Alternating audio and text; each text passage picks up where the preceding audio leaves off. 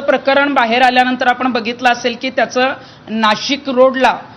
नाशिकला कॉलेज रोडला जे ऑफिस आहे तिथले अनेक लैंगिक शोषणाचे व्हिडिओ बाहेर आले आणि महिलांवर होणारा जो लैंगिक अत्याचार आहे त्या संदर्भात अनेक व्हिडिओ अनेक पुरावे जे आहेत ते पोलिसांकडे आले। अशोक खरात आता SITच्या ताब्यात आहे आणि अनेक वेगवेगळे गुन्हे जे आहेत ते पीडिता समोर येऊन देत आहेत।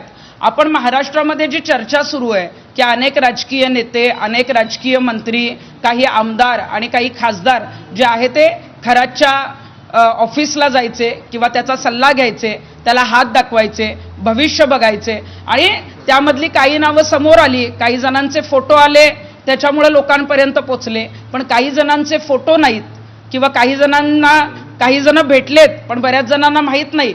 तशी अनेक जणांची माहिती आहे आणि त्या 39 आमदारांमधलं एक जे नाव आहे ते मध्ये त्या महिला आमदार आहेत ज्या विधान परिषदेच्या उपसभापती आहेत, नीलमताई गोरे या ज्या आहेत त्या 6 ते 7 वर्षापासून अशोक खरातच्या भक्त आहेत आणि अशोक खरातला जे आहे ते आमदारकी मिळावी म्हणूनही त्या कॉलेज रोडच्या ऑफिसमध्ये भेटायला गेलेल्या होत्या। जेव्हा त्यांना मंत्रिपद पाहिजे होतं आणि ते मंत्रिपद मिळावं ते भविष्य बघण्यासाठी सुद्धा कॉलेज रोडच्या खरातच्या ऑफिसमध्ये नीलम गोरे ज्या आहेत त्या तिथं पोचलेल्या होत्या आणि कोरोनाच्या काळाच्या आधी जे आहे ते एक्सप्रेस इन नावाचं जे नाशिकमध्ये पाथर्डी फाट्याला हॉटेल आहे तर तिथे नीलम गोरे मुक्कामाला होत्या आणि त्या मुक्कामाला असताना अशोक खरात एक्सप्रेस इन नावाच्या हॉटेलमध्ये नीलम गोरे यांना त्यांचं भविष्य सांगण्यासाठी भेटायला गेलेला होता। म्हणजे हे प्रकरण बाहेर आल्यापासून अनेक जण या प्रकरणात बोलत नव्हते, त्यात सगळ्यात महत्त्वाचा चेहरा होता तो नीलमताई गोरेंचा। कारण नीलम गोरेंना आपण बघितलेलं आहे की अगदी छोटी प्रकरणं जरी असली आणि त्या संदर्भामध्ये प्रेस नोट काढणं, त्याविषयी जाहीरपणे बोलणं हे जे आहे त्या दरवेळी करत असतात। अख्खं अधिवेशन झालं, त्या उपसभापती म्हणून तिथं आहेत, महिलांच्या एका लैंगिक शोषणाचा मुद्दा आला तरी नीलमताई ज्या आहेत त्या तिथं पीडितेला भेटायला जातात। पण इथे 150हून अधिक व्हिडिओ पोलिसांकडे आले, मुख्यमंत्र्यांनी दखल घेतली, तेजस्विनी सातपुते म्हणजे महिलांच्या बाबतीत जे आहे ती SIT ऑफिसर महिला अधिकारी तिथं नियुक्त केल्या गेल्या आणि तरी सुद्धा एक महिला नेत्या म्हणून एक जबाबदारीचं त्यांच्याकडे जे पद आहे विधान परिषदेच्या उपसभापती म्हणून नीलम गोरे आतापर्यंत बोलल्या नाहीत।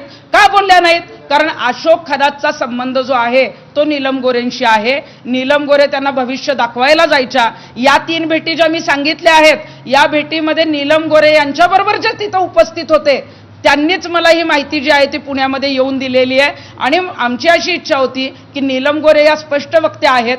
जेव्हा हे प्रकरण बाहेर आलं त्यावेळेला त्यांनी हे सगळं सांगायला पाहिजे होतं आणि या संदर्भात आवाज उठवायला पाहिजे होता। अशोक खरात जरी त्यांच्या परिचयाचा असला तरी सुद्धा यात आता मी आवाज उठवणार अशी नीलम गोरेंची भूमिका असली पाहिजे होती। कारण महिलांच्या अत्याचाराच्या विरोधात काम करण्यासाठी अनेक वेळेला त्यांना विधान परिषदेचं तिकीट जे असेल किंवा आमदारकी जी असेल ती ठाकरेच्या गटाने असेल किंवा आता शिवसेनेने म्हणजे एकनाथ शिंदेंनी दिलेली आहे। परंतु जेव्हा हे सगळं बाहेर आलं त्यानंतर सुद्धा नीलमताई तुम्ही शांत बसताय, आम्हाला तुमच्याकडून ही अपेक्षाच नव्हती। आणि आता जेव्हा अशोक खरातला तुम्ही आमदारकीसाठी हात दाखवायला त्याच्या ऑफिसमध्ये गेला, जिथं लैंगिक अत्याचार जो आहे तो अशोक खरात करत होता त्या कॉलेज रोडच्या ऑफिसमध्येच तुम्ही त्याला भेटायला गेलेला होता।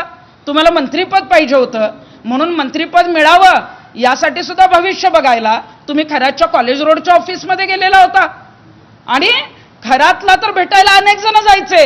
पण मग अशोक खरात कोरोनाच्या आधी जेव्हा तुम्ही एक्सप्रेस इन नावाच्या 5 स्टार हॉटेलमध्ये पाथर्डी फाट्याला मुक्कामाला होता त्यावेळेला अशोक खरात तुम्हाला हॉटेलमध्ये का भेटायला आलेला होता? मग तुमचं भविष्य सांगायला आलेला होता का? तुमचे त्याच्याशी इतर आर्थिक देवाणघेवाणीचे संबंध आहेत किंवा तुमचा त्याच्याशी काय संबंध आहे या संदर्भात आम्हाला उत्तरं पाहिजेत।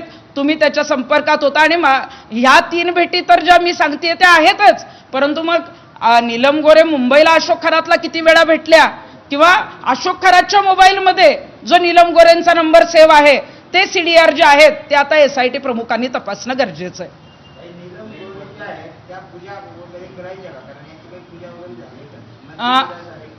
नीलम गोरे आपण बघतो की अनेक वेळेला अंधश्रद्धेच्या बाबतीत बोलत असतात, आवाज उठवत असतात, अनेक प्रकरणात जे आहेत त्या स्पष्टपणे जे आहे ते मैदानात सुद्धा उतरतात. परंतु जिथं अंधश्रद्धा किंवा जिथं हा जो अशोक खरात आहे तो कशा पद्धतीनं विकृत आहे हे कदाचित त्यावेळेला त्यांना माहीत होतं का नाही माहीत नाही, परंतु आत्ता जेव्हा माहीत झालं त्यावेळेला नीलम गोऱ्हेंनी आवाज का उठवला नाही? त्या विधान परिषदेत उपसभापती आहेत, मग तुम्ही तो मुद्दा मांडायला कुठल्या आमदारांना का सांगितला नाही? आज तुमचा पक्ष सत्तेत आहे, तुमच्या पक्षातल्या सत्ताधारी आमदारांना विधान परिषदेत जे आहे ते हा मुद्दा मांडणं गरजेचं होतं. किंवा नीलमताई गोऱ्हेंनी मुख्यमंत्र्यांना जी आहे ती तक्रार निवेदन देणं गरजेचं होतं. मग आता नीलमताई तिथं फक्त हात दाखवायला जात होत्या का अशोक खरात ज्या पूजा करायचा, ज्या पद्धतीनं एखाद्याला जे आहे ते मंत्रीपद मिळावं किंवा आमदारकी मिळावं म्हणून काही आघोरी कृत्य करायचा, त्या संदर्भात त्यांनी ते विधी केलेत का नाही याची मला माहीत नाही, परंतु मंत्रीपद मिळण्यासाठी आणि आमदारकी मिळण्यासाठी मात्र त्या कॉलेज रोडच्या ऑफिसमध्ये खरातला भेटण्यासाठी गेलेल्या होत्या.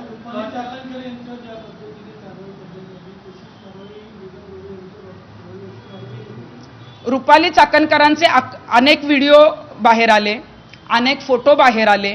त्यांनी ज्या पद्धतीनं एका पत्रकारावर दबाव टाकला, त्या पत्रकाराने जे आहे ते SITला स्टेटमेंट दिलं आणि असे अनेक पुरावे मिळाल्यामुळं जे अशोक खरात प्रकरणामध्ये रुपाली चाकणकरांची चौकशी झाली होणार आहे, त्यांना समन्स येणार आहे. परंतु मग ज्यांची नावं आली नाहीत ह्या महिला नेत्या ज्या उच्चपदस्थ आहेत, मग आता नीलम गोऱ्हेंची चौकशी का करू नये? नीलम गोऱ्हेंनी हे का लपवलं? एवढं मोठं प्रकरण बाहेर आल्यानंतर तुम्ही जाहीरपणे तर बोललाच नाहीत, परंतु तुम्ही खरातकडे जात होता आणि तुम्हाला ही माहिती तो विकृत असल्याची आत्ता मिळाली आणि ह्या महिलांवर जे काही लैंगिक शोषण